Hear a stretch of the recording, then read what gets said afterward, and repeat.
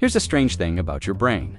It trusts information that feels simple, even if it's wrong and you just experienced it. Because that line was short and easy to process, your mind accepted it instantly. This glitch is called the Fluency Effect. The brain loves ideas that feel effortless. Here, try this. On screen, the rapidity of your cognitive acceptance is influenced by syntactic simplicity. B. Your brain trusts simple sentences more. Pause. You believed sentence B, didn't you?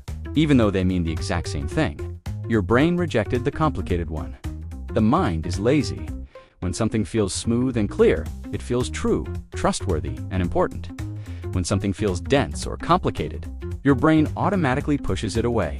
That's why simple videos perform better. Why marketers who speak clearly sell more. Why teachers who break things down get remembered. And why leaders who communicate simply gain trust faster. So if you want people to watch longer, remember your message or trust what you say.